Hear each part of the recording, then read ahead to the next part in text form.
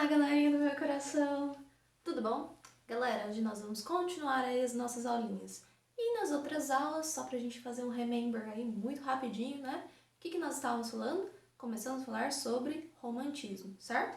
Falamos sobre a primeira geração romântica, falamos sobre o contexto histórico do romantismo. O que mais que nós falamos? Nós falamos sobre a segunda geração, né?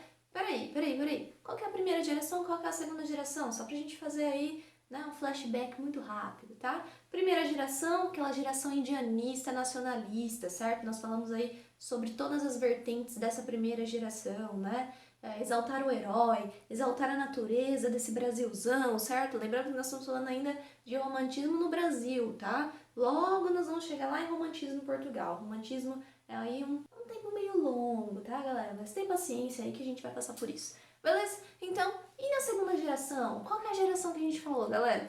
Nós falamos sobre aquela geração que sofre. Qual que é a geração que sofre? A geração ultra-romântica, ou chamada também como geração mal do século, certo? Que a galera sofria, que a gente falava sobre os anseios do eu, sobre dúvidas, mortes, incertezas, sobre encontrar o seu próprio eu, né? O seu eu no seu próprio eu e o seu eu no mundo. Lembra disso? Lógico que lembra, né? Maravilhoso, certo? E na semana passada, não, na semana retrasada, o que nós falamos? Nós falamos sobre natureza, né? Sobre eu, carpe diem, falamos sobre muitas coisas, né? Mas em que sentido? Em contrapontos sobre o quê?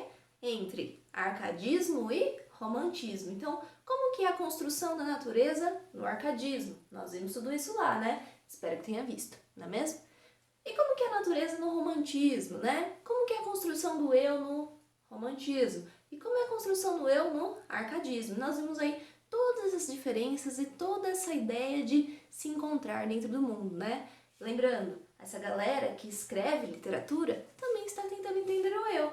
Lembra disso? Né? Não são só os filósofos e os historiadores que tentam entender aí a posição do eu no mundo, né? Esses caras também estavam tentando. Claro que cada um no seu movimento, certo? Belezinha? Mas e hoje? Sobre o que nós vamos falar hoje? Sobre a terceira geração da poesia. Claro, falamos da primeira, falamos da segunda, não tem como não falar da terceira, não é mesmo? Então vamos lá para a terceira geração romântica. E qual que é essa geração, gente? Essa geração é conhecida como geração social, geração liberal ou geração candoeira, certo? Deu para perceber mais ou menos aí, só pelos nomezinhos, o que essa geração vai falar. Vai falar bastante sobre índio, sobre paisagens naturais? Bastantão? Não. Vai falar bastante assim sobre o sofrimento do eu? Vai falar sobre o eu também, gente. Vai falar assim, mas essa geração é uma geração que vai tocar na ferida, tá? Por quê? Porque tem um cara maravilhoso. Quem é esse cara? Castro Alves. Castro Alves também é conhecido como poeta dos escravos, certo? Então, gente, eles vão falar sobre poemas. Eles vão trazer poemas que são sociais, que traz esse lado crítico, certo? Que faz o leitor pensar, faz o leitor refletir, galera. Literatura que nos leva a refletir é maravilhoso, né? Por quê? Porque a partir da literatura nós ficamos melhores, nós refletimos sobre o mundo, nós refletimos sobre as coisas que estão acontecendo ao nosso redor e nós conseguimos compreender por que nós somos assim hoje. As pessoas já vinham, né, estudando os porquês da vida, né? Mas se a gente começar a pegar a nossa história, o nosso passado e trazer pra cá, muita coisa é respondida, galera.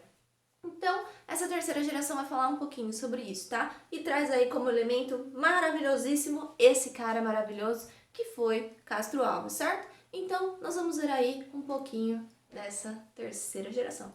Belezinha? Então, fica aí que a gente já vai começar. Mas, ó, uma coisinha, hoje nós estamos num cenário diferente, né? Pra dar uma... Vamos mudar um pouco os ares, né? Porque ninguém merece aquela coisa, mesma coisa. Então, né, hoje eu invadi o quarto do meu irmão, tá? Porque não é meu quarto, infelizmente, não é meu quarto. Porque, né? Sei tocar? Não, não sei tocar. Sei tocar? Não, não sei tocar. Pelo menos eu sei quem são os Beatles, né? E amo de paixão. Mas essa parte, essa destreza, nós não temos, tá? Mas de cenário tá maravilhoso. Tudo bem? Então fica ligadinho aí e bora lá! Então vamos lá, galera. Vamos começar a falar então sobre a terceira geração do romantismo, né? Esse movimento aí tão maravilhoso e que tem tanta ênfase dentro da nossa literatura, certo? e que também nos faz entender muito bem, né? E que nos faz refletir acerca do nosso eu, né? Quem somos nós? O que nós estamos fazendo aqui, né? Quem sou eu para comigo mesma e quem sou eu para com o mundo? Eu me encaixo no mundo que eu vivo? Boa pergunta, né? Reflete um pouquinho aí, beleza? Mas vamos falar da terceira geração, que é uma geração um pouquinho mais social, né? Que tem um pouquinho mais questões relacionadas à sociedade e não tanto, né, ao próprio eu, tá? Então essa reflexão do eu para com o mundo, né? Ou seja, qual a minha função, né, como sujeito, um sujeito que age por meio da linguagem, né? Por quê? Porque nós só somos racionais, galera, porque nós agimos por meio da linguagem, seja ela linguagem corporal ou linguagem falada, linguagem escrita, certo? Então é por meio da linguagem que nós agimos no mundo, certo? Então, se nós agimos no mundo por meio da linguagem, de que forma eu vou conseguir agir no mundo? De que forma eu vou conseguir fazer o meu papel dentro desse mundão, né?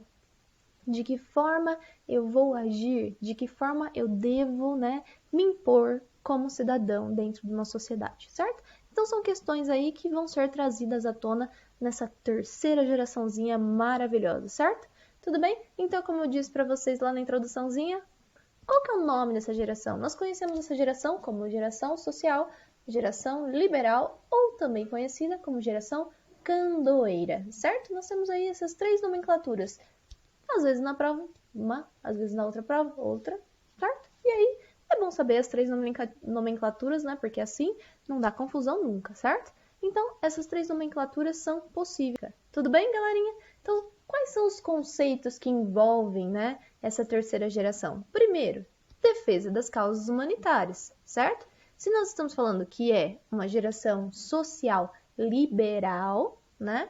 Ou seja, consequentemente, nós estamos falando de mostrar para o mundo, por meio da arte, né, que nós temos que defender o sujeito, né, que todas as pessoas são parte desse mundo, então nós não devemos fazer diferença nenhuma. E principalmente aqui, galera, em relação aos escravos, tá bom? Então, nós temos que ter outro olhar sobre isso, né? Nós temos que agir e não só ficar vendo e fingindo que não vê, certo? Depois, né, consequentemente, a denúncia da escravidão, principalmente por meio de Castro Alves, tá? A poesia de Castro Alves tem como parte icônica, não que ele fale só disso, tá, galera? Mas como parte icônica aí da sua poesia, tá? Falar, defender a libertação dos escravos, tá bom? E depois, nós vamos falar só de coisas relacionadas a causas humanitárias, a denúncia social e defesa dos escravos? Não, galera, não. Nessa terceiro momento aqui da literatura, né, dessa parte romântica da literatura, né, dos românticos, a galera vai falar sobre amor erótico, tá? Então não é mais aquele amor idealizado, tá? Nós estamos falando sobre relações carnais, relações humanas, né? As relações humanas são carnais. Então a gente tem aí essa parte do erotismo envolvido, né? Claro que existem várias instâncias do amor, tá, galera? Não estou generalizando, né, que todos os amores são apenas isso, né? Claro que não, também não deve ser assim, né? Mas enfim, o ser humano, ele é carne, e a fraqueza da carne é essa parte carnal, né? Então, consequentemente, esses poetas vão falar sobre isso, tá bom? Então, pensando em amor, nós temos vários momentos e várias instâncias do amor, né? E esse amor erótico se assemelha mais àquela ideia de paixão que nós já falamos bastante sobre isso, né? Principalmente na aula passada, né? Naquela ideia de natureza, né? Que falamos sobre a natureza humana, né? Então falamos muito sobre essa ideia de paixão, né? O amor é uma coisa mais idealizada, que deve ser um pouco mais madura, né? Quando nós temos aí uma maior consciência acerca da nossa relação, certo? Tudo bem? Belezinha? Então, essas três coisinhas estão muito, muito presentes aqui dentro dessa terceira geração, certo? E aí, como eu falei pra vocês, né? Um cara aí que se destaca nessa terceira geração é com certeza Castro Alves, tá? Ah, professora, mas não tem outros poetas? Claro que tem, gente. Mas Castro Alves é o cara dos caras, tá bom? Então vamos lá, gente, continuando. Esse cara nasceu em 1841 e faleceu em 1871. Ou seja, pense bem, uma vidinha aí um pouco pequena, né? Como era praxe aí dessas pessoas do século XIX, dos séculos anteriores, né? Geralmente viviam pouco, né?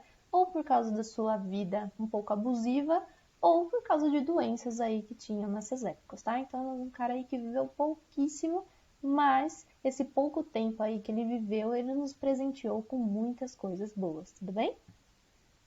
E para vocês verem a relevância desse cara, ele é patrono da cadeira de número 7 da Academia Brasileira de Letras, né? Vocês sabem aí que a Academia Brasileira de Letras é um órgão onde tem os melhores dos melhores caras aí, né? E que são presenteados com essas cadeiras como se fosse um prêmio de honra por suas obras, né?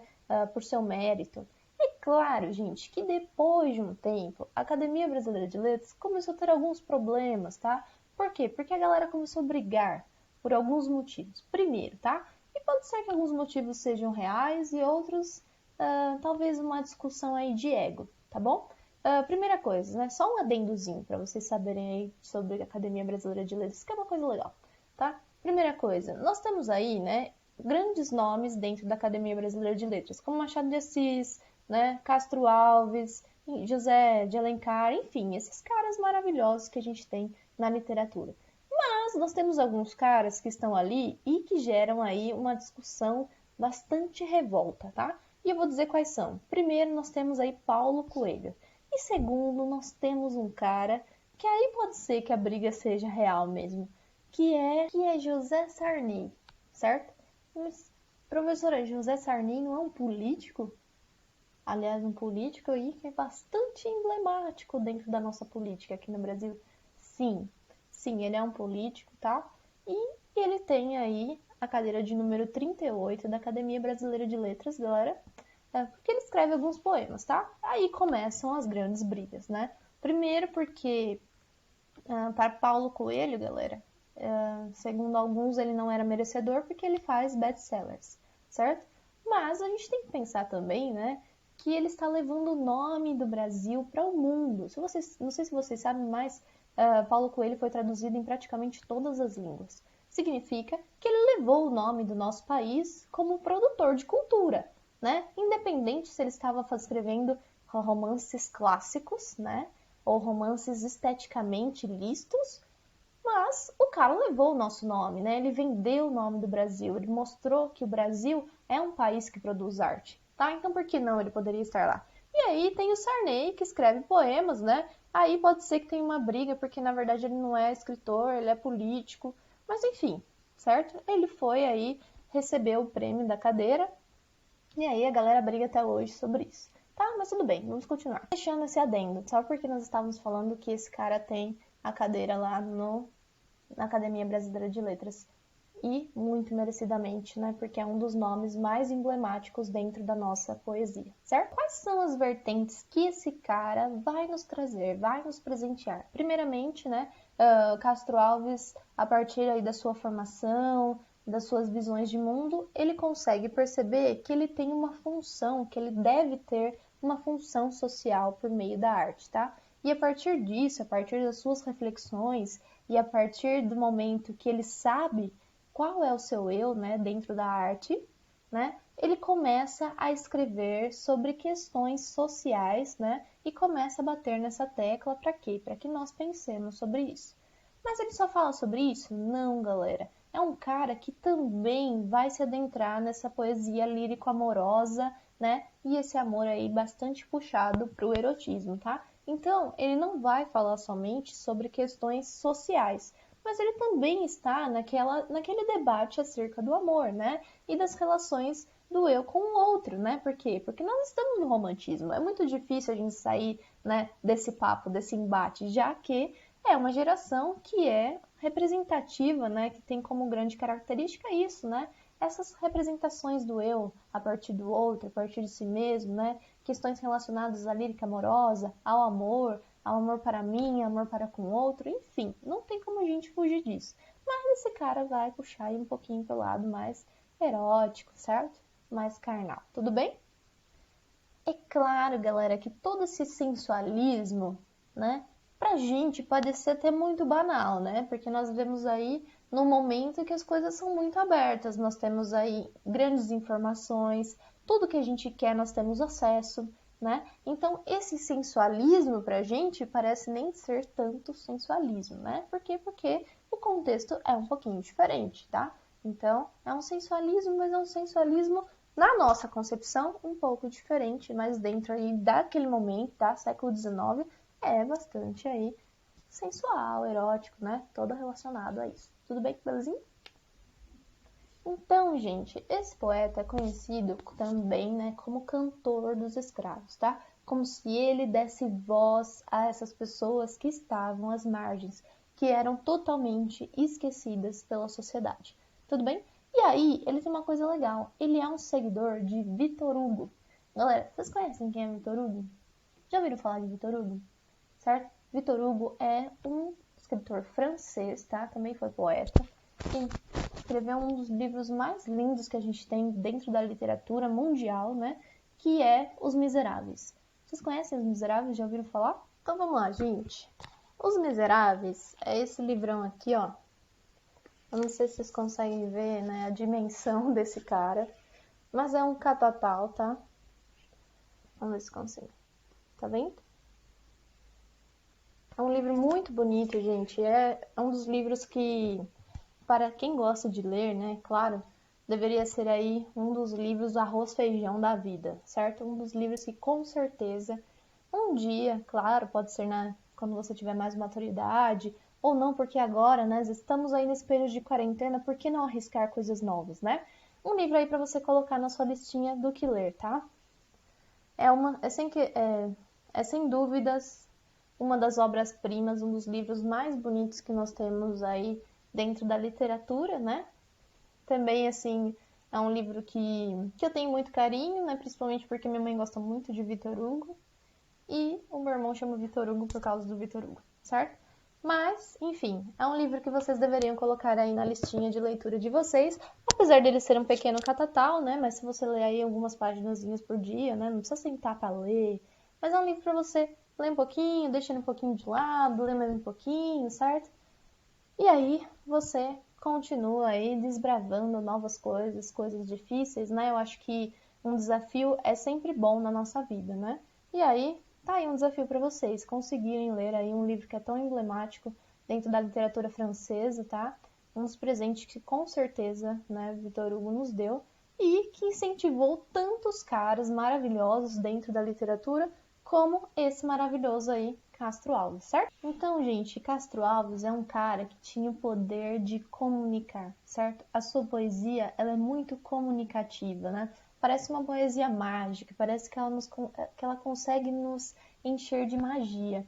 Principalmente, gente, pensando que um cara que vai falar sobre um tema tão delicado conseguiu trazer um tema tão delicado aí com uma eloquência muito grande e de uma forma muito fácil de compreender sobre o que ele estava falando, certo? Se a gente pensar aí sobre Navio Negreiro, né, que é aí o poema ícone desse cara, com certeza, o cara falou de coisas muito delicadas de uma forma muito comunicativa, muito sensível, sabe? Então, gente, é também aí um cara que vocês deveriam conhecer aí para consumar essa listinha maravilhosa aí de leitura que vocês deveriam ter na vida. Aí, claro, professor, eu não gosto de ler, mas quem sabe um dia você muda o seu gosto, certo? Nós somos aí seres de fase, nós estamos em constante metamorfose, né? Então, talvez um dia você consiga aí abrilhantar a sua vida com o poder da leitura, tá? Por quê? Porque ler é expandir o nosso mundo, galera. Ler é ter a certeza, isso é uma coisa que eu posso dizer para vocês, é a certeza de que o mundo não vai te enganar à toa, certo? Você consegue expandir os seus horizontes. Então, eu sei que no momento pode ser não muito atrativo, né? Vocês têm 1 milhão de coisas para fazer, eu sei disso. Mas no momento que estiver mais de boa, mais tranquilo, ao invés de ficar enfiado vendo coisas aí que a gente vê no nosso dia a dia, que são banais, para que não começar aí uma leitura diferente, mais idealizadora, né? Que seja mais emancipadora, que abra a nossa visão de mundo, né? Por que não? Importantíssimo. Bom, galera, agora a gente tem aqui um quadro, tá?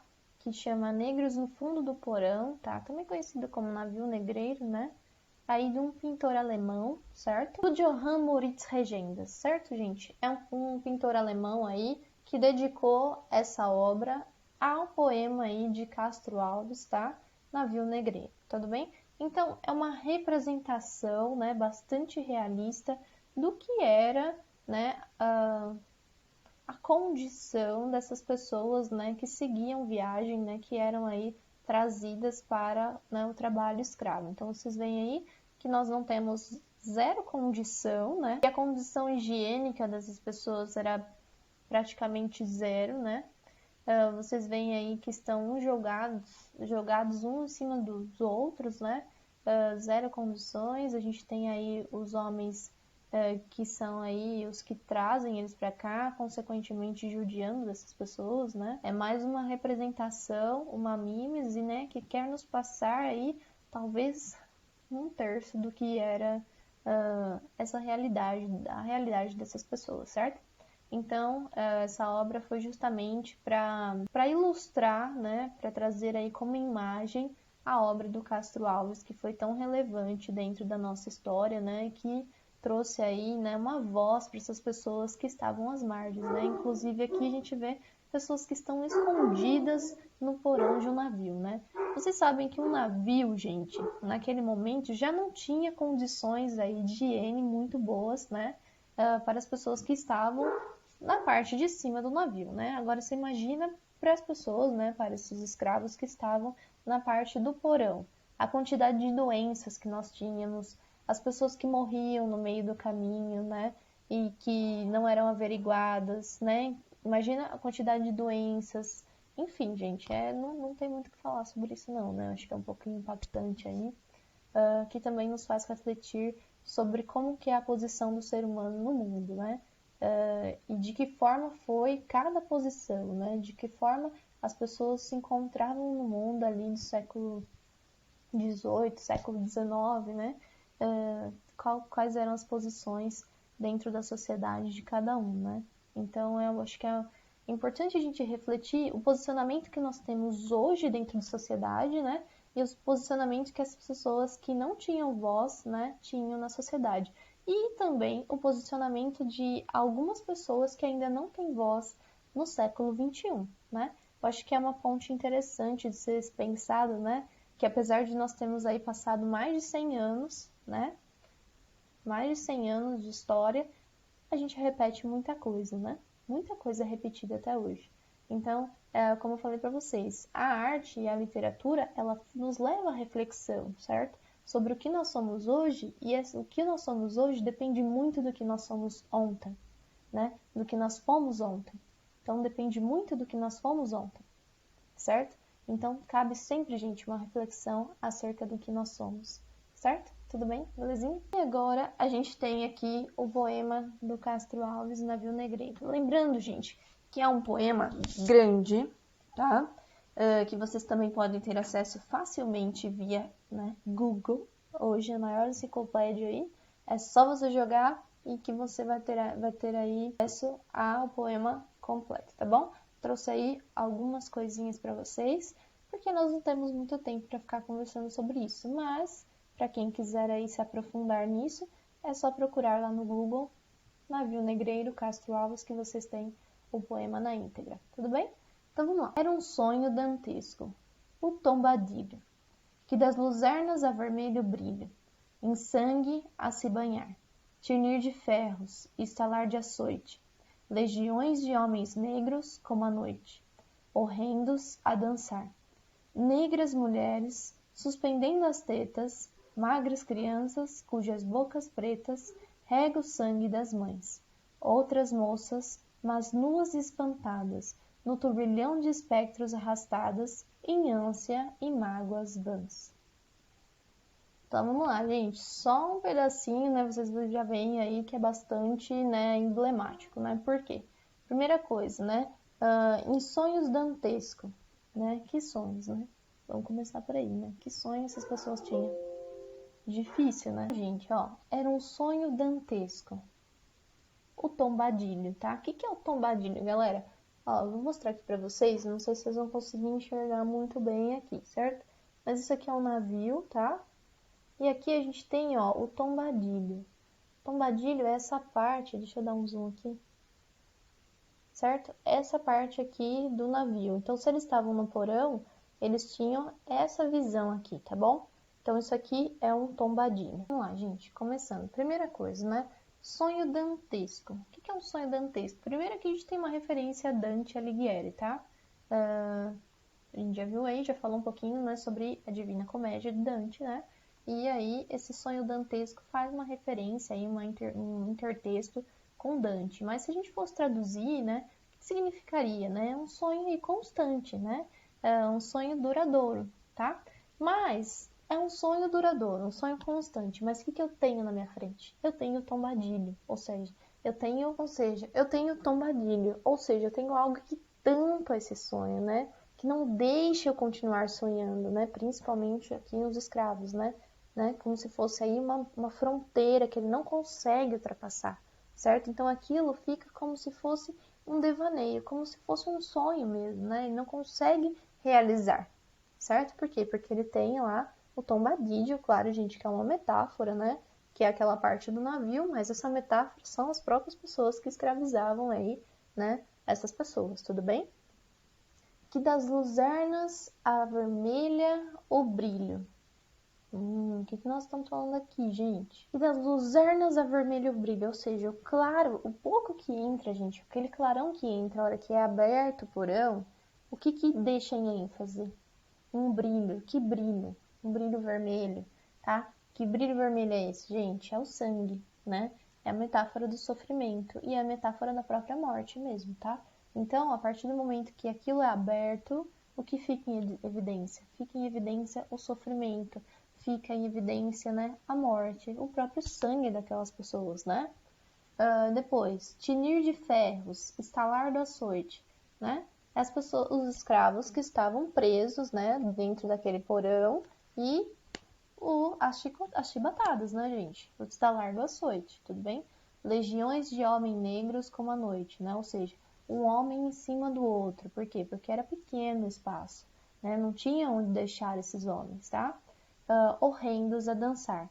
Vocês sabem aí que essa dança, né, é a própria aí, referência à cultura aí dos africanos, né, que é a capoeira, né, gente? Vocês sabem que na verdade não é uma dança, né, é uma luta, né, e essa luta foi aí mascarada por meio da dança, tá? Que era uma forma aí de defesa que essas pessoas tinham. Então, por meio da dança, né, eles faziam uma luta, tudo bem? Então, era um modo de mascarar essa luta, certo? Depois, negras mulheres suspendendo as tetas, magras crianças cujas bocas pretas rega o sangue das mães, certo? Por que rega o sangue das mães? Gente, primeira coisa, essas mães não se alimentavam, né? Então, como se essas crianças estivessem sugando a única coisa que sobrava das mães, né? A própria alma, né? O sangue era a única coisa que essa mãe tinha. Se ela não era alimentada, como ela ia alimentar essas crianças, né?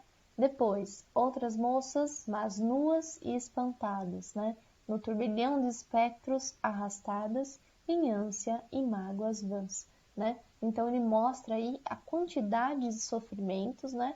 Mas é um sofrimento que mesmo se fosse demonstrado, ele era em vão, né? Por quê? Porque essas pessoas não eram escutadas, né? Como se fossem aí pessoas invisíveis, né? Que ninguém se importava com nada. Então, de que adiantava demonstrar essas mágoas, né? Se as pessoas não viam, não se importavam com isso, tá? Então aqui a gente tem um pedacinho, gente, olha, pequenininho de Castro Alves, tá? De Navio Negreiro. Mas olha só, são aí dois trechinhos, duas estrofes que são carregadíssimas de significação, certo? Então, se tiver curiosidade, corre lá ver o restinho. O restinho não, né, gente? Restão, né? Muita coisa aí por vir. E vocês veem como esse cara é genial, como ele consegue comunicar de uma forma muito poética e sensível, né? E mesmo sendo sensível, que nos, né, tira aquela cegueira, né? Que muitas vezes a gente tem uma cegueira, como disse Saramago, né? Uma cegueira branca, né? Que a gente não quer enxergar as coisas e ele consegue descortinar as coisas para nós, tudo bem? Então vamos lá. E depois a gente tem aí essa parte mais, né, de lírica amorosa, que eu falei para vocês, que ele vai explorar o sensualismo, tá? E aí eu trouxe para vocês um poema que chama Boa Noite, tá? Que também é uma das vertentes desse cara aí, né? Que foi tão importante aí dentro da literatura. Boa noite, Maria.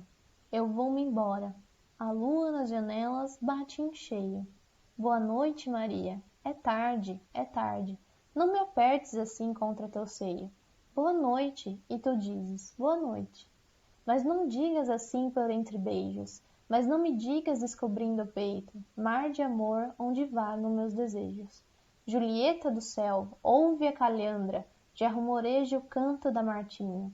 Tu dizes que eu menti? Pois foi mentira, quem cantou foi seu hálito, divina. Se a estrela d'alva os derradeiros raios derrama nos jardins do Capuleto, eu direi, me esquecendo da alvorada, é noite ainda em teu cabelo preto. Certo, gente? Então nós temos aqui um poema que vai aí explorar esse lado do sensualismo dentro do romantismo, né? Como eu falei para vocês, esse cara vai trazer essa parte mais sensual. Vocês podem perceber que esse sensualismo, gente, muito leve aí para nós, né? Então, para vocês verem aí que ele tem uma sensibilidade não só para falar sobre problemas sociais, mas também sobre as relações amorosas, né? Então, a gente tem esse eu, né? Um sujeito que está aí com a sua amada, né? E precisa ser embora, e ela está aí, né? Jogando um chaveco para ele que ele não vá embora. Mas vocês podem ver como que ele descreve tudo isso, né? Ele faz uma relação dessa mulher com a noite, com a sensualidade da noite, porque querendo ou não, gente, a noite é o momento que a gente tem esse sensualismo, né? É o momento que as coisas são postas à prova, ficam alvoroçadas, né? A noite é o momento aí que desmascara muitas coisas, né? Que faz com que o nosso eu aí sinta desejo de muitas coisas, né? Então ele faz a relação com essa mulher com a noite, né? Com o desmascarar da noite, né? Com as estrelas, com o poder que as estrelas têm, né? Então vocês veem, o mesmo poder das estrelas é o poder que essa mulher tem, né? Ou seja, esse boa noite, na verdade, não é uma boa noite, né? Porque ele não consegue sair dos braços da sua amada, né? Com todo o seu jogo, né? Esse jogo da mulher de persuadir, ela consegue persuadir esse sujeito, né? E aí o que ele fala? É noite ainda em teu cabelo preto, né? Então, boa noite, né? De verdade não foi boa noite porque esse cara não foi embora, né? Essa mulher conseguiu aí persuadir esse homem, né? E conseguiu aí trazer ele para si, né, dentro aí de todo o seu sensualismo e do poder aí que essa mulher envolve esse homem. Tudo bem? Então, para vocês verem, gente, é um sensualismo, mas é um sensualismo muito de boa, né? Principalmente aí para o século XXI. Mas vocês veem, eu quero que vocês percebam a sensibilidade que ele fala dessa relação dele com a sua amada, né? Para vocês verem, é tudo muito bonito, né? Apesar de a gente estar falando de sensualismo, desse poema um pouco mais erótico, mas né, é muito aí sensível e muito diferente do que a gente conhece com esse nome. Belezinha, galera? Então nós terminamos aí nossa terceira fase de romantismo poesia. Claro que nós vamos logo falar sobre a prosa romântica, tá? Uma prosa aí bastante emblemática e que os vestibulares adoram, tá bom? Vamos falar sobre as fases da prosa também, né? Lembrando que é importante tanto prosa quanto poesia, né? E nós vamos falar aí cada aula um pouquinho para que não fique tão cansativo, né? Pra gente seguir numa tacada só. Tudo bem? Belezinha, galera? Então, beijinhos no coração de vocês e até o próximo vídeo.